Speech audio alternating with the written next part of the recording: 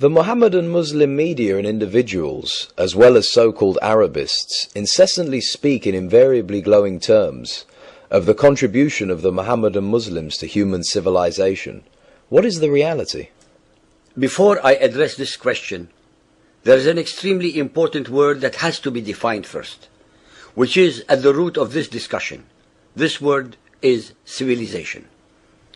According to the English language, it comprises a society which is in an advanced state of social development, with complex legal, political, and religious organizations.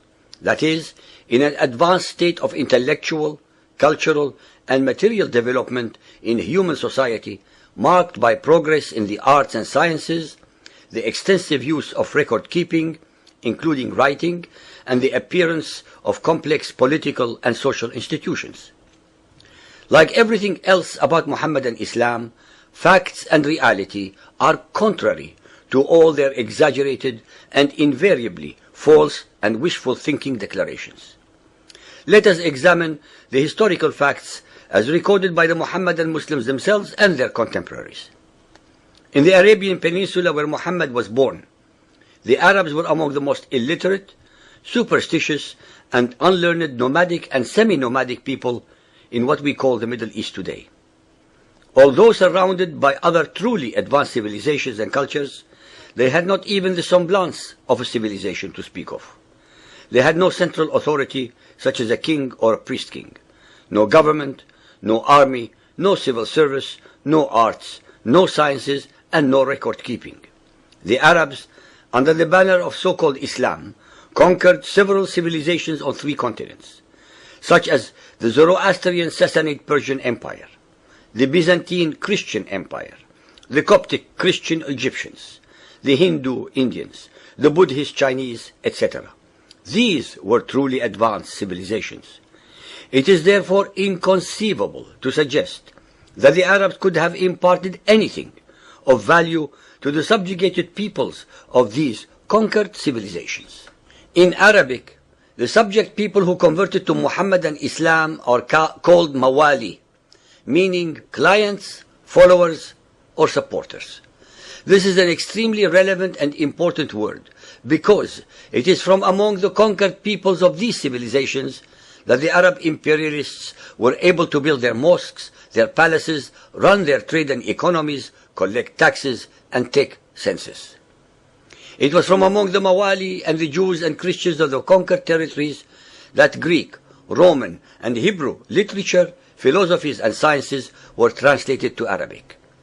From 701 to 1424, a period about 700 years, a maximum of 80 scientists and scholars under the sword of Mohammedan Islam, mostly from among the Mawali, contributed a wealth of advancement in many branches of knowledge. It is vitally important for the listeners to realize that these scholars based their knowledge on foundations first set by others centuries before them: Egyptian, Hebrew, Persian, Greek, Roman, Byzantine, Indian, etc., whose knowledge and writings were translated into Arabic by men from the conquered peoples by converts to Mohammedan Islam, Mawali, as well as by Jews, Christians, and others. The so-called Islamic science and or Islamic civilization had absolutely nothing whatsoever to do with Mohammedan Islam. Almost the entirety of these scholars and scientists excelled not because of Mohammedan Islam, but in spite of Mohammedan Islam, since they were invariably secular thinkers. No knowledge whatsoever in the sciences, arts, engineering, architecture, philosophy, etc., etc., can possibly sprout under fundamentalist Mohammedan Islam, because the only knowledge that fundamentalist Mohammedan Islam can recognize as valid and worthy is knowledge of the Quran, which they call ilm. Out of the 80 or so scientists and scholars mentioned above, only a handful were pure Arabs. The remainder were Persian, Turkic, Jews, Christians, Kurds, Sabaeans, Spaniards, North Africans, etc. In reality, this science and this civilization should be and must be called Mawali science and or Mawali civilization, because Mohammedan Islam contributed absolutely nothing to its evolution, propagation, and or establishment. Nothing of value in human intellectual endeavors can possibly be created or grow under fundamentalist Muhammadan Islam.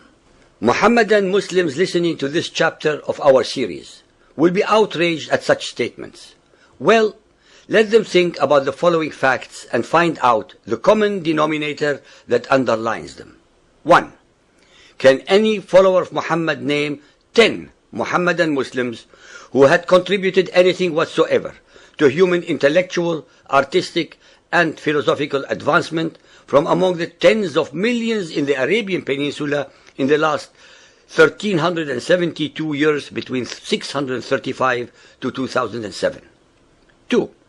Can any follower of Muhammad name 10 Muhammadan Muslims who have contributed anything whatsoever to the advancement of human knowledge in the sciences, arts, philosophy, theological discourses, etc., from among the hundreds of millions of Muhammadan Muslims in the world during the 500 years from 1450 to 1950 AD? The only reason that they cannot find these scientists or scholars is because fundamentalist Muhammadan Islam cannot survive under the bright light of knowledge, freedom of thought, freedom of expression, freedom of religious belief, and or freedom of intellectual dialogue and debate, because the best and most perfect system of fundamentalist Muhammadan Islam is that of the Taliban in Afghanistan, a state of mind-boggling ignorance, religious intolerance, hate, terror, and utter stupidity. Fundamentalist Muhammadan Islam can only survive in darkness, and as we know, very little, if anything, can bloom and prosper in the dark without sunshine.